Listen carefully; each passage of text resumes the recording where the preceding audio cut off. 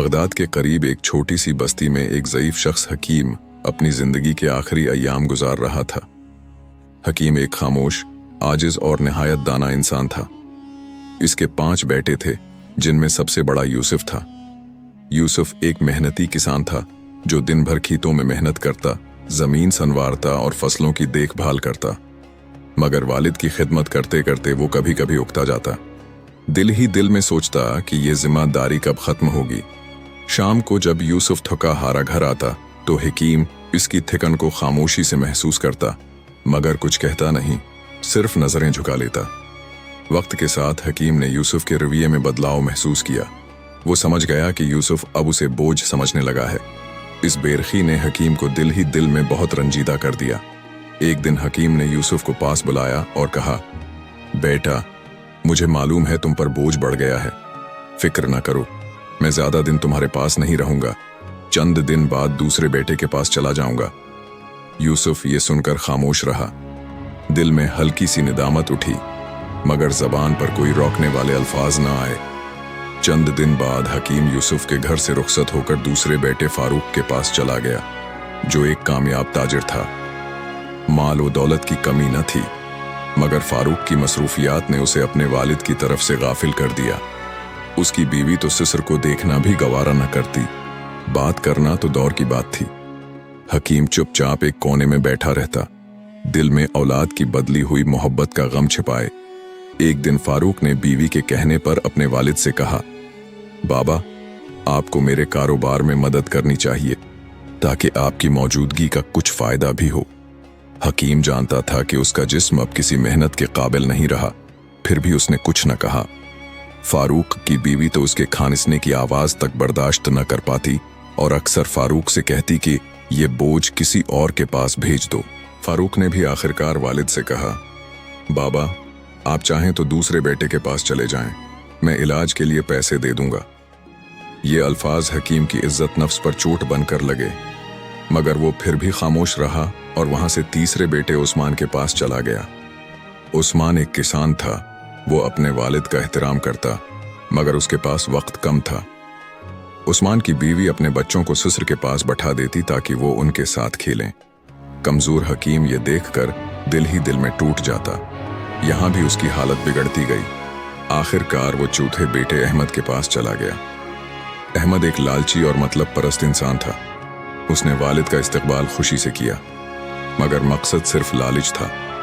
जब पता चला कि वालिद के पास दौलत नहीं है तो उसने भी बेरखी अख्तियार कर ली। अहमद की बीवी भी वालिद को बोझ समझती और उनके साथ सख्त सलूक करती। आखिर एक दिन अहमद ने भी कह दिया, बाबा, आप यहां नहीं रह सकते, मुझे आपके लिए वक्त नहीं। ये सुनते ही हकीम ने अपने सबसे छोटे बेटे अब्दुल्ला के पास जाने का फैसला किया। अब्दुल्ला एक गरीब मगर मेहनती शख्स था, जो दिहाड़ी लगाकर रोजी कमाता और अपने वालिद के लिए दवाएं लाता। इसकी बीवी निहायत मुखलिस और खिदमत गुजार थी। वो अपने ससुर की बीमारी और कमजोरी को समझती और उनका पूरा ख्याल रखती। हकीम ने अब्दुल्ला और उसकी बीवी की मोहब्बत देखी तो उसका दिल खुश हो गया और उसने दिल ही दिल में बेशुमार दुआएं दें। वक्त गुजरता गया और हकीम ने अपने आखिरी दिन सुकून से गुजारने शुरू कर दिए, मगर फिर बीमारी ने शिद्दत अख्तियार कर ली। अब्दुल्ला अपने वालिद की हालत देखकर रोता रहता। एक दिन हकीम ने अब्दुल्ला को करीब बुलाया और कहा, बेटा, मेरे आखिरी दिन करीब हैं। अल्लाह तुम्हें हमेशा खुश रखे, तुमने मेरी जी जान से खिदमत की। अब्दुल्ला ने रोते हुए कहा, बाबा, अल्लाह ना करे कि आप हमें छोड़कर जाएं, हम आपके बगैर कैसे रहेंगे। हकीम ने मुस्कुराकर कहा, बेटा, हर शय को फना होना है, मेरा वक्त आ चुका है। फिर हकीम ने अपनी आखिरी वसीयत सुनाई।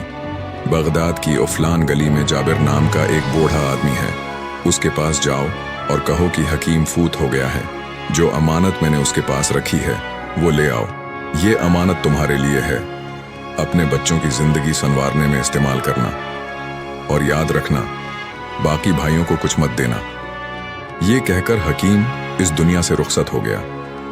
अब्दुल्ला ने सब भाइयों को वालिद की वफात की खबर दी। सब भाई जनाजे में शामिल हुए, हालांकि वो वालिद को बोझ समझते थे।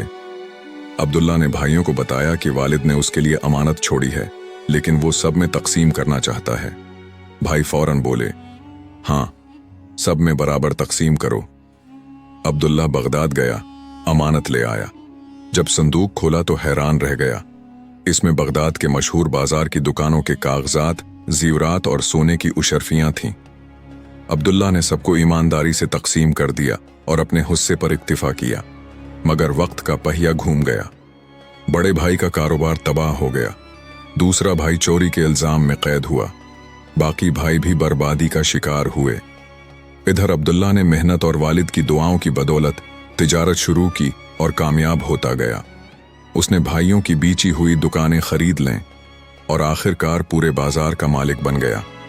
वो भाई जो कभी उसे कम समझते थे, अब उसके दर पर मदद के लिए आते। अब्दुल्ला सबकी मदद करता, किसी को खाली हाथ वापस न भेजता। उसका अखलाक और रहम दिली उसके वालिद की तरबियत का अक्स था। आखिर अब्दुल्ला ने बगदाद में एक शानदार घर खरीदा, अपनी बीवी और बच्चों के साथ खुशहाल जिंदगी गुजारने लगा। वो अक्सर कहता, वालिद की दुआओं ने मुझे बगदाद का अमीर बना दिया, मगर उनकी याद ने दिल को हमेशा नर्म रखा। इस कहानी से हमें 3 सबक मिलते हैं। 1, वालिदीन की तरबियत बच्चों के मुस्तकबल की बुनियाद है। 2, वालिदीन को कभी बोझ न समझो, कल को आप भी उसी जगह हो सकते हो।